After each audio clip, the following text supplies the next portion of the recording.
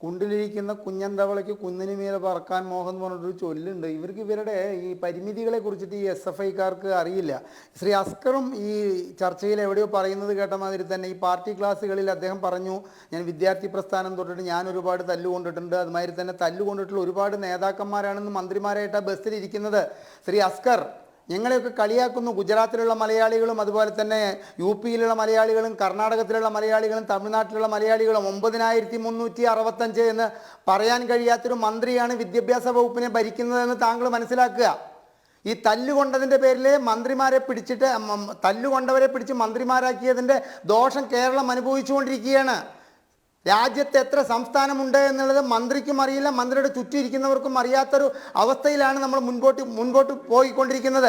ആ മന്ത്രിയുടെ കീഴിൽ 10ാം ക്ലാസ്സിലെ പരീക്ഷയ്ക്ക് പഠിക്കുന്ന കുട്ടികൾക്ക് അക്ഷരം കൂട്ടി വായിക്കാൻ അറിയാത്തവർക്ക്, സ്വന്തം പേരെഴുതാൻ അറിയാത്തവർക്ക് 100 മാർക്ക് കൊടുത്തുകൊണ്ട് എല്ലാവരും A+ ജയിപ്പിക്കുന്ന അവസ്ഥ എന്ന് പറയുന്നത് താങ്കൾക്ക് ഭൂഷണമാകും. അവർ തല്ലുകൊണ്ടതല്ലേ, അവർക്ക് മന്ത്രിയാകാൻ യോഗ്യതയുണ്ട്. പക്ഷേ ഞങ്ങൾക്ക് അപമാനമാണ്. കാരണം മറ്റ് സംസ്ഥാനങ്ങളിൽ പോയി ചേക്കേറി അവിടെ നല്ല നിലയിൽ കുട്ടികളെ പഠിപ്പിക്കുന്നവർ ഞങ്ങളെ കളിയാക്കുകയാണ്.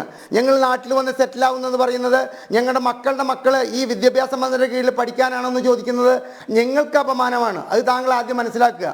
അപ്പം തല്ലുകൊണ്ടത് യോഗ്യതയായിട്ട് ഒരു വ്യക്തിക്ക് മന്ത്രിസ്ഥാനവും നേതാവിൻ്റെ സ്ഥാനവും നൽകാൻ താങ്കളെ പോലുള്ളവർ തയ്യാറായിക്കോളൂ. പക്ഷേ ആ കളി കളിക്കുന്നത് ഞങ്ങളുടെ നികുതിപ്പണം എടുത്തുകൊണ്ടാണ്. ആ മന്ത്രി വാങ്ങുന്ന ശമ്പളവും അദ്ദേഹം താമസിക്കുന്ന വീടും അദ്ദേഹത്തിൻ്റെ കുടുംബം ഭക്ഷണം കഴിക്കുന്നത് പോലും ഞങ്ങളുടെ നികുതിപ്പണമാണ്. അതുകൊണ്ട് ഞങ്ങൾക്കതിനെ വിമർശിക്കാനുമുള്ള അവകാശമുണ്ട് എന്ന് താങ്കൾ മനസ്സിലാക്കുക. ശ്രീ അസ്കർ, നമുക്കിതൊക്കെ വിടുക. നമുക്ക് ഈ ഗവർണറുടെ ധൈര്യം ഏതോ സിനിമയിൽ പറഞ്ഞ പോലെ ചാൾസ് ശോഭാരാജിനെ പോലും കാണാത്തൊരു ധൈര്യമല്ലേ? ഒരു കൂട്ടം ഗുണ്ടകളുടെ ഇടയിലേക്ക് ഡോറ് തുറന്നിട്ട് ഇറങ്ങുക പറഞ്ഞാൽ നമുക്ക് അദ്ദേഹത്തെ അഭിനന്ദിക്കാതിരിക്കാൻ പറ്റുമോ? ശ്രീ അസ്കർ, നമ്മൾ ആ ഒരു നിലപാടിനെ എടുക്കുക. എന്താണ് അദ്ദേഹത്തിൻ്റെ കയ്യിലുള്ളത്? കാരണം പോലീസ് ഈ തടയാൻ വന്ന ഗുണ്ടകളുടെ പാർട്ടി ഭരിക്കുന്ന ആഭ്യന്തര വകുപ്പിൻ്റെ കീഴിലുള്ള പോലീസാണ്. ഇദ്ദേഹത്തിന് പ്രൊട്ടക്ഷൻ കൊടുക്കുന്നു എന്നറിയാതെ അദ്ദേഹം പുറത്തേക്ക് ഇറങ്ങുകയാണ്. താങ്കളൊരു കാര്യം മനസ്സിലാക്കണം. ഞാൻ താങ്കളെ വെല്ലുവിളിക്കുകയാണ്. വടിവാളുകൾ തള്ളിമാറ്റി, നീട്ടിപ്പിടിച്ച വടിവാളുകൾ തള്ളി മാറ്റിക്കൊണ്ട് എന്നും കോളേജിലേക്ക് പോയിരുന്ന പിണറായി വിജയന് ഈ യൂത്ത് കോൺഗ്രസ്സുകാർ കാണിക്കുന്ന കരിങ്കൊടിക്ക് നേരെ ഒന്ന് ഇറങ്ങി വരാൻ ധൈര്യമുണ്ടോ? നിങ്ങൾക്ക് എന്നെ ഒന്ന് ധൈര്യമുണ്ടെങ്കിൽ എന്തെങ്കിലും ചെയ്യൂ എന്ന് പറയാൻ.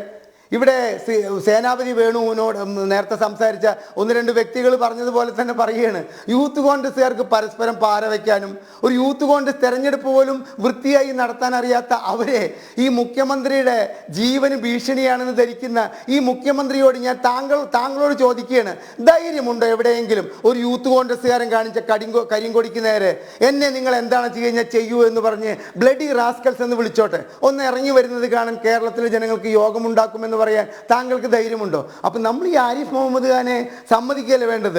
UP-യിൽ നിന്ന് രാഷ്ട്രീയം പഠിച്ചു വന്ന് പിന്നെ താങ്കൾ പറഞ്ഞു, അതായത് ആരിഫ് മുഹമ്മദ് ഖാൻ വന്ന രാഷ്ട്രീയ വഴികളെ കുറിച്ചിട്ട്. ഇപ്പം നിങ്ങൾ തിരുവിതാംകൂർ ദേവസ്വം ബോർഡിന്റെ ചെയർമാനാക്കിയ വ്യക്തി സഖാവായി പഠിച്ച് സഖാവായി വന്ന് സഖാവായി ഇരുന്നിട്ട് കൊണ്ടാണോ അദ്ദേഹത്തിന് ആ സ്ഥാനം കൊടുത്തിരിക്കുന്നത്?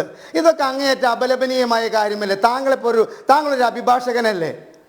ഇപ്പുറത്ത് നിന്ന് ഇന്നലെ വരെ പിണറായി വിജയനെ കുറിച്ച് തെറി പറഞ്ഞ് സമൂഹ മാധ്യമത്തിൽ പോസ്റ്റ് ഇടുകയും 10 ആൾ കൂടുന്നിടത്ത് വിമർശിക്കുകയും ചെയ്തവരെ ഇന്ന് ഇങ്ങോട്ട് വന്നു കഴിഞ്ഞാൽ അവർക്ക് കൊടുക്കാൻ വേണ്ടിയിട്ട് AKG സെൻറ്ററിൽ ഒരു ബുക്കിൽ സ്ഥാനാരോഹണ ചടങ്ങിന് വേണ്ടിയിട്ടുള്ള ലിസ്റ്റ് ഉണ്ടാക്കി വെച്ച നിങ്ങളാണോ ആരിഫ് മുഹമ്മദ് ഖാൻ വന്ന വഴി ചോദിക്കുന്നത്? ഞങ്ങൾക്ക് ആരിഫ് മുഹമ്മദ് ഖാനെ വിമർശിക്കാം.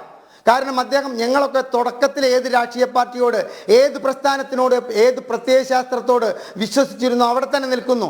ആരിഫ് മുഹമ്മദ് ഖാനെ വിമർശിക്കാൻ നിങ്ങൾക്ക് എന്ത് അധികാരമാണുള്ളത്? ജോസ് കെ മാണിയുടെ അപ്പനെ കള്ള എന്ന് വിളിച്ച നിങ്ങൾ ഇന്ന് ജോസ് കെ മാണിയെ മടിയിൽ വെച്ച് താലോലിക്കുന്ന താങ്കളാണോ ആരിഫ് മുഹമ്മദ് ഖാൻ വന്ന വഴിയെക്കുറിച്ച് അന്വേഷിച്ച് അദ്ദേഹത്തെ കുറ്റം പറയുന്നത്? ഇതൊക്കെ അങ്ങേയറ്റം ലജ്ജാകരമാണ്.